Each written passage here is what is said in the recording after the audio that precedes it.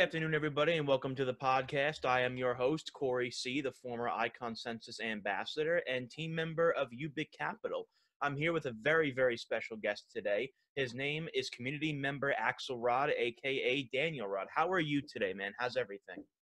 Hey Corey, thank you for inviting me to the show. Oh, I'm happy, man. And when you told me the topics you wanted to discuss, I was like, I gotta hop on this right now. And I see that you're always active in the community, and I just want to say thank you so much for your support for Icon and the community. You are such an asset to Icon. So thank you so much for you to come on the show as well. It's quite an honor to interview you, man. Well, the pleasure is all mine, and I'm really glad to be a part of the community. Absolutely. Actually, well, to give you a little brief of who I am, because you're probably wondering, where I'm from or what do I do. Sure. Um, I've been working with the United Nations for a good 12 years now, and Wow. we've been in Israel, London, Hong Kong, and now we're in Bogota, Colombia. Wow. And we have done a few experiments with universal basic income and a few other experiments to kind of like study people's behavioral patterns and how they respond to a few interpretational models. And we've been gathering data for a good 10 years, more or less. I've been also working as an English teacher. I enrolled to the Air Force, acting as a plant mostly. And well, that's why I would like to, share as much as I can about ICON and why I believe that ICON and ICONLOOP are extremely important in this coming decade. That those are incredible credentials, and as someone who's studying actually to be a history teacher, um, teaching is an incredibly noble profession. When we do these experiments and when we lecture and when we instruct and when we teach, it allows for us to expand the knowledge of the populace. Every profession starts with a teacher. That's just a that's just a given. You can't become something if you don't know how to do it, and that's where a teacher comes in. So thank you so much for being incredibly noble by being an English teacher and incredibly noble by working for the UN and doing these universal sociological experiments, because we need these experiments. And I'm very curious to what you have to say in regards to ICON and ICONLOOP on how these components are amalgamated together and how ICONLOOP is so important in the coming decade. So I'm really, really interested in what you have to say, man. Absolutely. Well, I'm going to start with a quote from Thomas Pry. You've probably heard him because he's a top futurist from Google. And he predicts that the biggest internet company by 2030 is actually from a startup that doesn't exist yet and is going to be the largest artificially intelligent online school. Wow. And I guess that kind of like it changes the focus from entertainment directly to the online education industry, which is undoubtedly going to start to boom. And with that said, Icon is they're already doing their part on adoption and on starting to integrate a few elements that are going to start to function directly with the government to create like a digital economy that's completely gamified. And that's huge. That's amazing. It is. It is. It's rather gigantic, and that's one of the reasons why I got into Icon specifically, because I realized that Icon was more than just a protocol. It was more than just a network. It was more than just another cryptocurrency project. It was a new nation being born, and we see this through the constructive discussions between different P-reps. We see this with community outreach. We see this with Iconists' different opinions. We see this with the voting, the ability to vote for different teams. Like, we have a democratic paradigm within the Icon ecosystem that's very, very unique, and we're building a digital nation. And Milton Friedman, he was a renowned economist, he said that the internet will come in three waves. He said the third will be a reliable e-cash. With the internet connecting the world, it's important to realize that a digitized democracy is rather inevitable, because if the world is going to be run by the internet, then it only makes sense that nations would follow suit. Absolutely, I completely agree. And well, to this point, I think we're past the point of predicting the future. And well, Thomas Frey, he's one of my favorite authors. He says that why bother predicting the future when you can create it? And I guess maybe not many people like to think about the future because it requires a great amount of bandwidth and energy and time consumption. But I myself, having been part of the universal basic income experiment, I've enjoyed a basic income of sorts for nearly 15 years now, Wow. and that has made me quite altruistic and entrepreneurial because I've had a caution to fall back on, and of course thanks to that space of being able to experiment and consume vast amounts of information has allowed me to connect the dots and see exactly where we're going. And yeah, I mean, it doesn't take a crystal ball to realize, or even like to be an expert in data analysis to know exactly where we're going. And it's really exciting, and at the same time, it's kind of scary Yes. because we have a mix of dystopian and utopian models that collide and merge in many, many ways, many Hmm. complex ways. And to see how IconLoop has focused on both centralization and decentralization is just, it aligns perfectly with everything that's coming. I agree. I agree wholeheartedly. I agree with the idea that the anarcho version and the anarcho paradigm of cryptocurrency that was the main ethos of the community from like 2009 to almost to like 2018 is you're seeing that kind of, it's becoming a vestige, and what you're seeing now is these projects amalgamating the benefits of centralization while keeping decentralized sovereignty.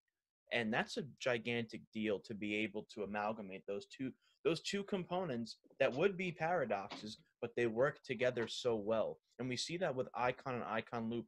While it's being decentralized through different preps, it's also centralized in the way that icon and icon loop are working with different governmental entities, different businesses, different corporations, different universities, different companies. We see this. And this is a good thing because it provides massive utility and it provides a sense of validity in the eyes of those who aren't part of the cryptocurrency ecosystem. When you start seeing a cryptocurrency ecosystem thrive and is on national television like Icon was a few weeks ago, that makes someone's head ring, and you think, oh wow, this is real, this is something that can expand the cryptocurrency ecosystem and better the world in multitudes of ways. Absolutely, I completely agree. I mean, if you considered a model that was only decentralized, I think there would be a few issues. And we've already seen that with Bitcoin. Hmm. They took a few years to accept, a secret with their Yep. consensus. While centralization, you look at models like China and how they can build entire hospitals in a matter of days. Hmm. So I think that a dynamic between centralization and decentralization is extremely important, and IconLoop has, embraced that beautifully, which is it's fair to say that they're leading blockchain 2.0 They really in a way are. of sorts. They really are. They really are. It's when I saw a infographic a couple days ago that Icon is the eighth largest most used blockchain, right behind Bitcoin.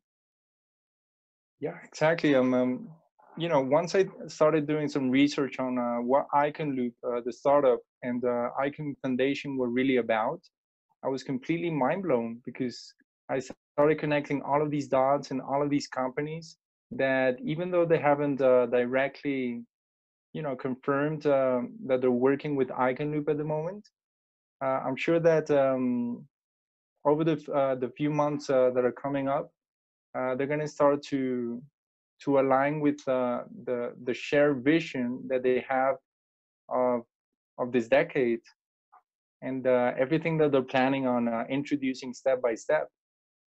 And well, the reason why I know a few of these things is because we've been working on those same kind of like how do you call them, highlights ourselves through Agenda 21.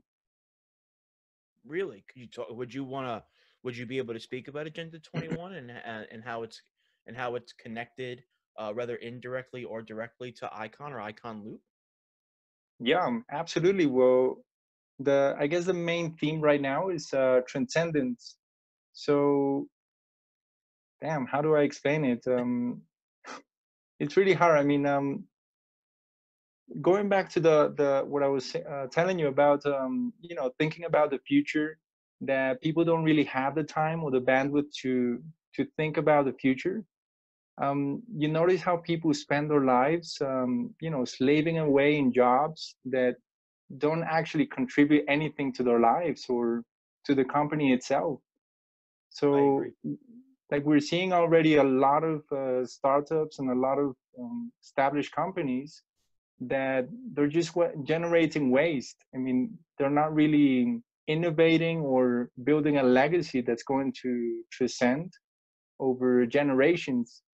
And that's where we have a real opportunity to kind of like how do you call it, to make a big shift in, you know, a big historic shift, something that hasn't happened in 500 years. And what we want to do is we want to empower people from all kinds of backgrounds to become entrepreneurs. And they're going to be able to become entrepreneurs if they have enough time to consume a lot of amounts of information, Hmm. and specifically if they're able to play games. You notice how games, Yep. they make people solve problems and Yep. even save the world virtually. And if they have these kind of mental habits, they're going to be able to replicate this into real life and start to think about how they can solve the world in real life. I agree. So the whole idea about universal basic income, of course, has certain stages, and it's not going to happen for the emerging economy just yet. But the developed world is actually only a few years away from being able to enjoy this. And the way that it's going to be introduced is through countries that adopt a gamified virtual government of sorts that is going to be hyper connected. So you're going to start to see institutions that are going to merge and, you know, are going to start to work together, like, for instance, Samsung and Microsoft, or Chainlink and Icon Foundation.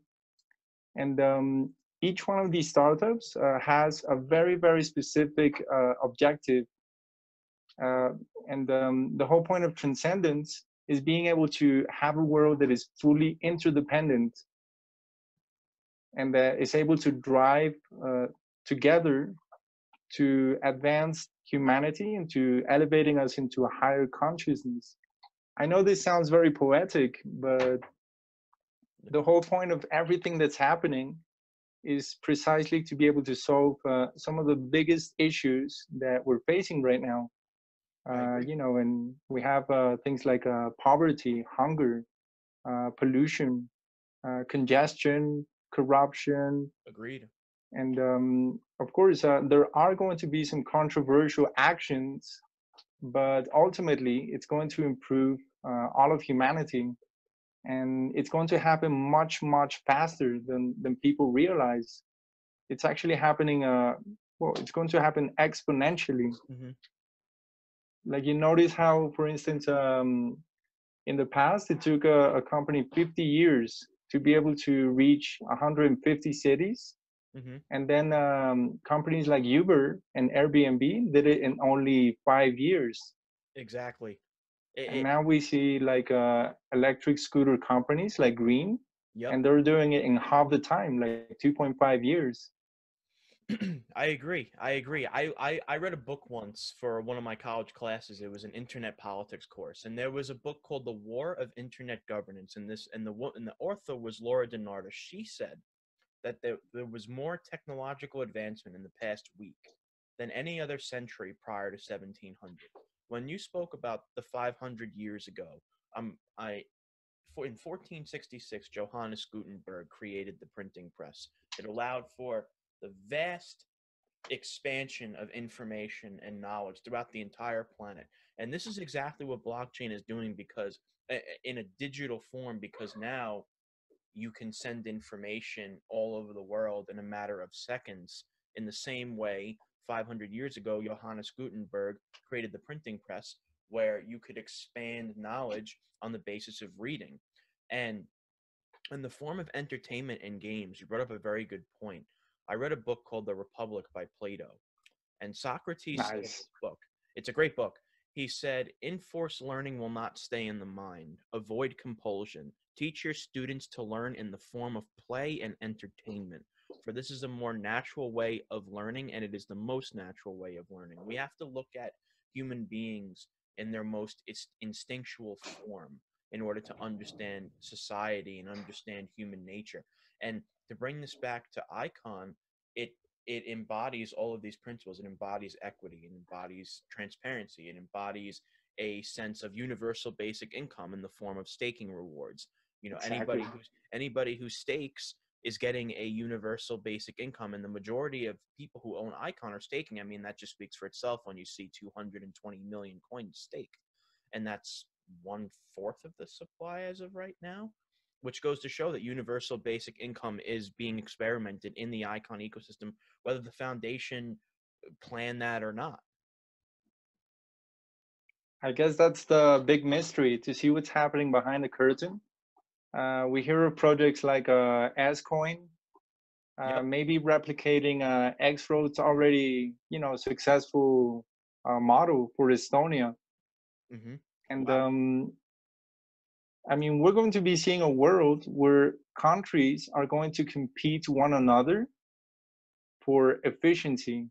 Mm-hmm. And if, for example, here in South America, you can see countries that are a bit inefficient and corrupt. And if citizens start to see that other countries are offering an easy way to migrate with, an e-residence that they can get just a mouse click away, that's going to create a real dynamic world where countries compete one another to get more tourists, more citizens.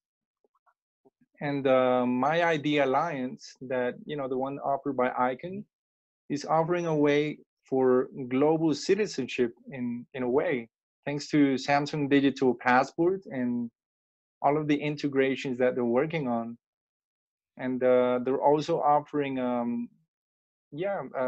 kind of like a gamification token that's going to be decentralized. That in itself is huge. It is. It's very huge. It's very huge that the Icon ecosystem is creating a digital identity service that allows for an immutable system where you have your identity safe on the blockchain. And this could help with tourists. This could help with immense amounts of migration, because with the blockchain, an identity can't be hacked. Your information is your information. And this would truly help with emigration efforts throughout the entire world. It really will in the coming years. That's exactly correct. I mean, this world is very big. It's very, very complex. And just looking at the United States, the 50 states, which is kind of like contrasting it to the European Union. Mm-hmm. The United States has a history of freedom and unity. It's kind of contrasting, and at the same time, it creates a bit of an internal conflict. To think about independence, and also to think about unity.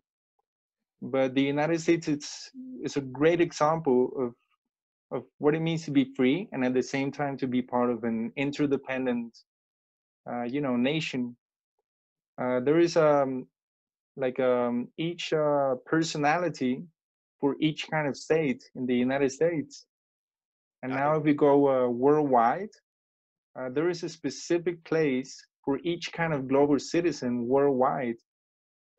So in a borderless world that is no longer run by nations, but more like smart cities and connected cities, with, of course, like local mayors mhm, that they look more like scientists than they do politicians.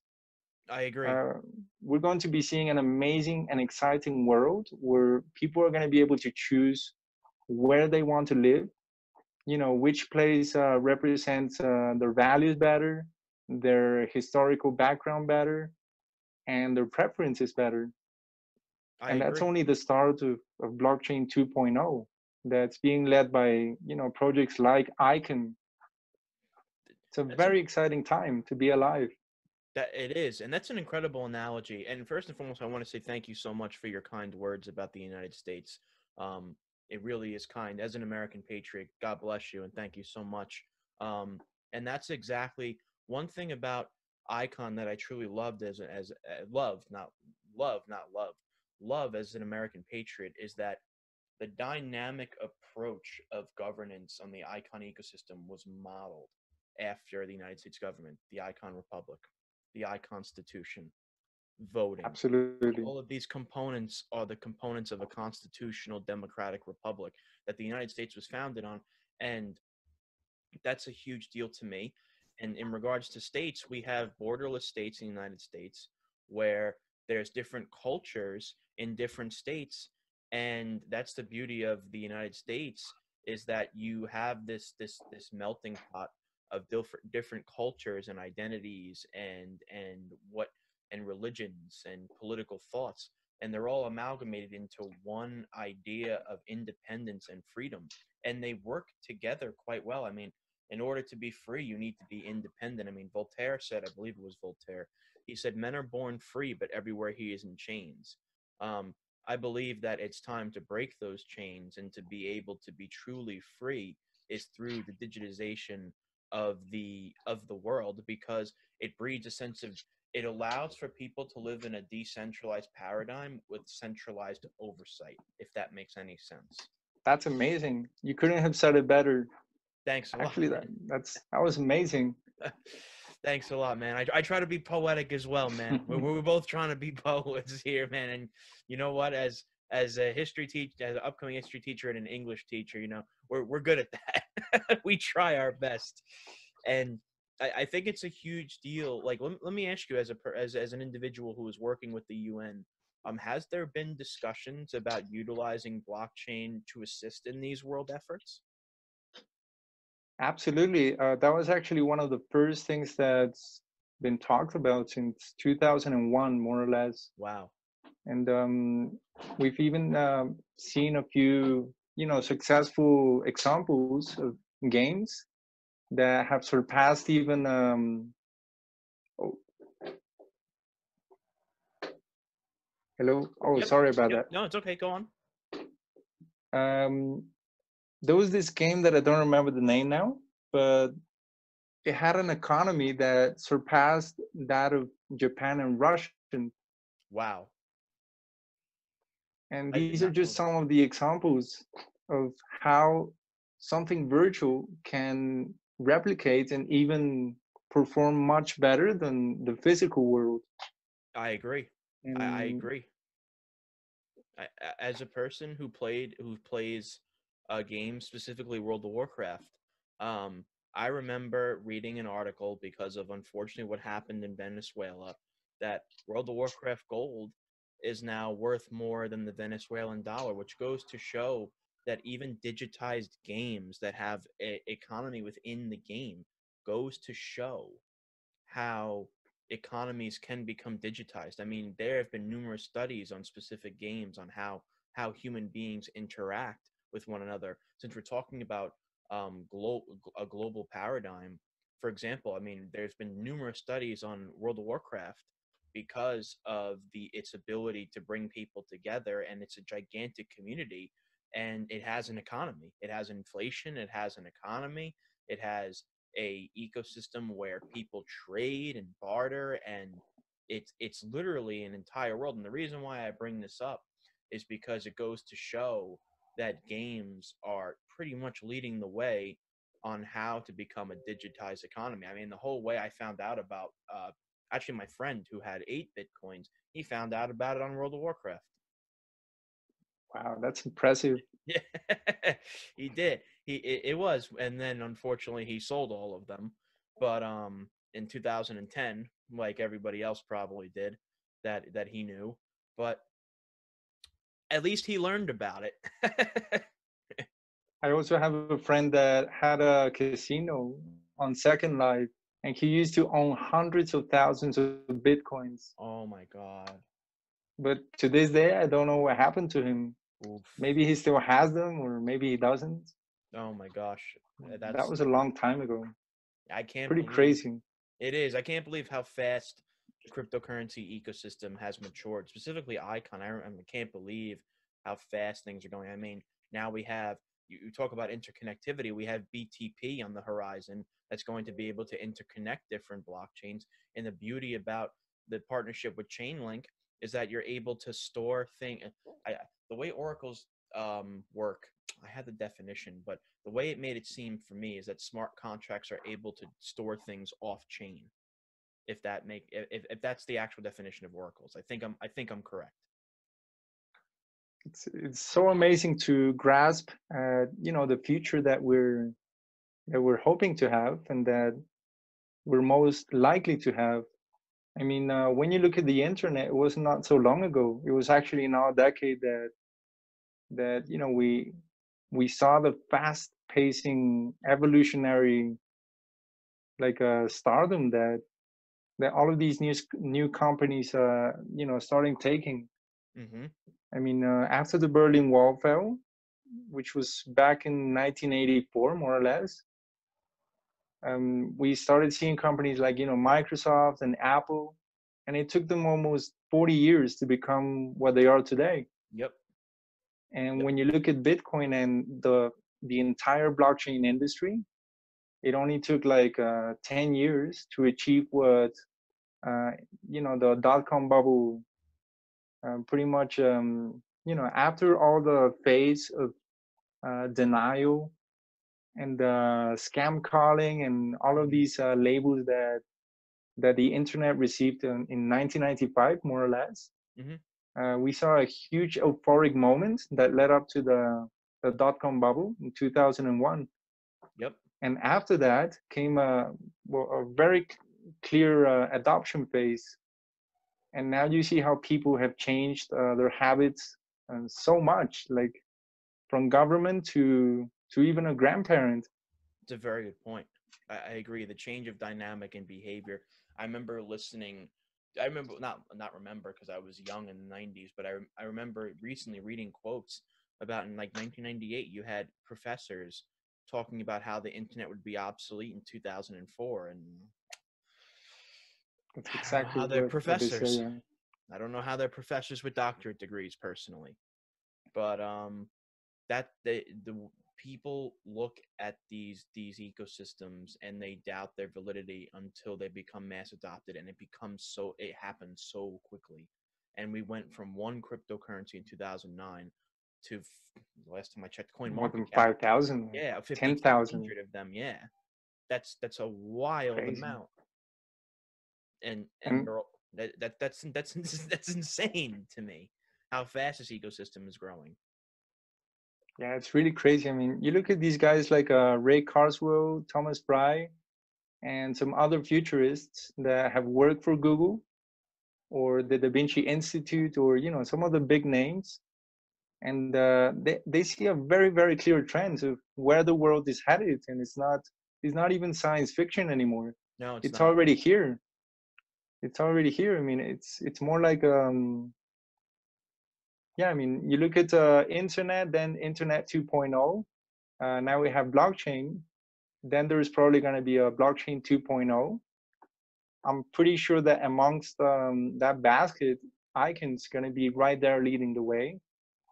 And all of these decentralized databases that allow vast amounts of data to be stored are going to continue a trend where we already see a world that has introduced a second level of artificial intelligence, 5G technologies, wearable gadgets, implanted chips, Yep. voluntarily for now. And all of this is going to fuel a newer industry of the Internet of Things of tomorrow. I And I don't think that's going to take 100 years. I think it's going to be exponential. And where that leads us is just amazing. I mean, just now we're already simulating thousands of universes thanks to the advances of quantum computing. So if that's already happening today, is it a stretch to see where we're headed and why? I don't think so. I don't think it's a stretch at all. And I think 100 years, I think it's going to be a lot quicker than 100 years. I would say maybe even 20. Like as someone who's 24 years old, I'm very curious to the world I'm going to live in my 40s, because it wasn't like in the 1950s and 1960s where, yes, you had advancements in technology to the 1980s and 90s, don't get me wrong, but the exponential rate of technological acceleration since I was a teenager, since I was 16 years old, in the last 8 years is absolutely is ludicrous to think. I mean, when I was 15, 16, I didn't have a smartphone. My computer was old. My computer was extremely old school. I didn't have a touchscreen laptop. We didn't have Apple Watches. We didn't have, those gadgets. We didn't have these things. And this was 8, 9 years ago. At maybe, That's just crazy. yeah. And now we're in 2020, a start of a new decade, and I'm confident that as you are as well, that ICON is going to lead the way with the Internet of Things and digitized democracy, because they're doing so well in garnering these centralized entities, validating their importance and their vision. Yeah, absolutely. I mean, ultimately, you got to look at projects that are going to change people's habits in the mainstream, I agree. like, by the billions. And I agree. IconLoop is right there. I mean, Icon and IconLoop Foundation. Yep. Sorry, Icon Foundation and IconLoop. It's okay, man. Sometimes I mix them up as well.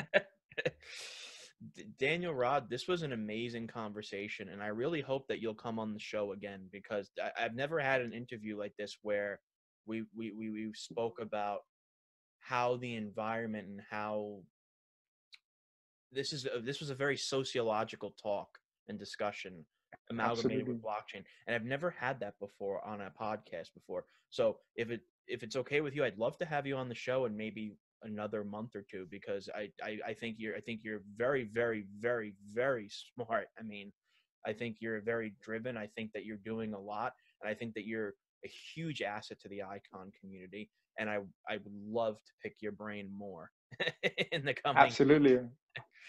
It's been a ladies. great pleasure. And yeah, I really enjoyed this talk as well. And well, I hope to see the link to share it with everybody.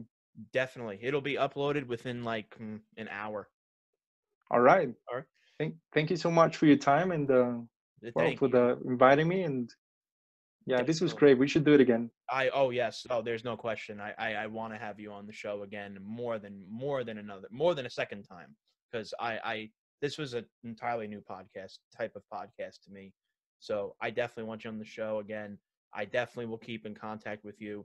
I can't thank you enough for coming on the show and your time specifically. So, ladies and gentlemen, thank you so much for watching. Daniel Rodd, thank you so much, and I will post this immediately. Namaste. Thank you. Thank you so much, Mr. Cheers. Daniel.